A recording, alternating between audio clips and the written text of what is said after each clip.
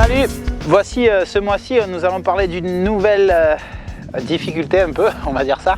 On va parler des montées. C'est sûr que là les démonstrations que je vais vous montrer ça va être très impressionnant au début. Mais en fait c'est pour vraiment vous expliquer qu'une certaine technique du trial vient d'arriver un peu en enduro. Il va falloir arriver à se mettre dans l'axe le plus rapidement possible, à faire une très grosse accélération au pied de la montée jusqu'à un peu plus que la moitié, jusqu'aux 3/4. Et aux 3/4 il va falloir commencer à couper les gaz légèrement pour arriver au sommet de la montée sans gaz. Et vous allez voir que c'est ça qui va vous aider à passer. Que si vous gardez gaz jusqu'en haut, passer les 3/4 de la montée, la moto va commencer à patiner et vous allez perdre très rapidement de l'adhérence et jusqu'au moment où la roue va passer en haut et là vous n'aurez plus d'adhérence. Ou quelqu'un vous tirera sur le dessus ou alors vous serez obligé de redescendre. Donc en fait il faut arriver à rester debout au maximum, au pied, être assis mais se lever au milieu de la montée pour pouvoir casser un peu l'effet de hauteur en haut de la montée, ce qui va vous aider à passer derrière l'obstacle.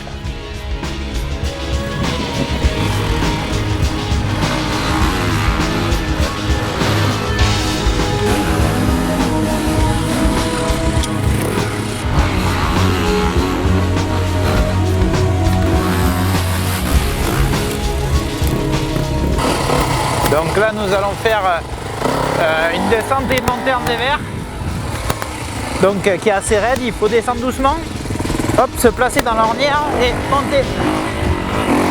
Hop là, il faut y aller doucement, tac, sur le frein avant, hop, on place sa roue arrière et on monte. Là on va faire la technique bergamasque, on pédale avec les jambes. Alors là il faut bien prendre l'élan et à partir de là, hop, je coupe les gaz pour garder la traction.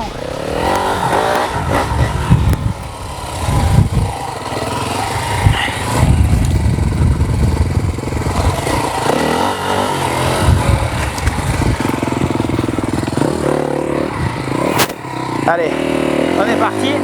On prend bien l'élan, gros gaz en bas. Et après on coupe pour monter.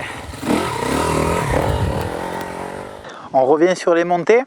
C'est une partie qui est vraiment impressionnante pour certaines personnes qui n'en ont jamais fait. Donc là, c'est sûr qu'on exagère un peu, comme il dirait Mimi, le cuit. On fait du franchissement, mais en fait non, c'est juste un exercice pour apprendre à gérer ces montées. Que souvent en enduro, on trouve des montées très difficiles avec des racines et tout ça.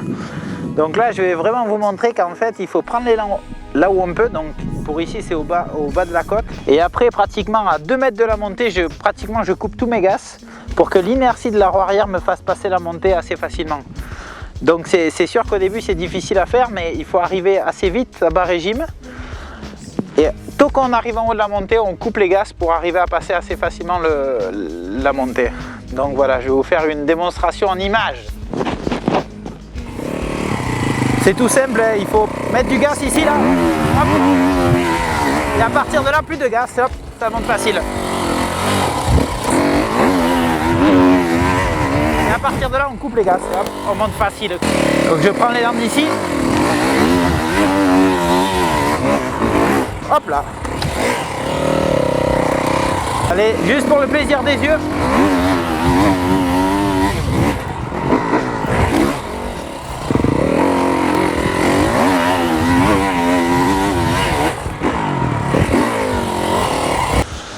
Donc voilà, on est au dernier quart de la montée, que l'effet d'optique dirait que non, mais bon, on est aux 3/4. Donc je fais ma grosse accélération, je commence à ralentir, à couper les gaz en fait, et pratiquement ici je passe que sur l'élan en fait. Si on voit les marques de crampons, ma roue ne patine même pas, je monte jusqu'en haut comme ça. Ben, c'est pour vous dire que cette technique en fait se prête à tous les obstacles. C'est pas parce qu'aujourd'hui on est sur une montée qui est assez impressionnante et très grosse que ça sert que là en fait.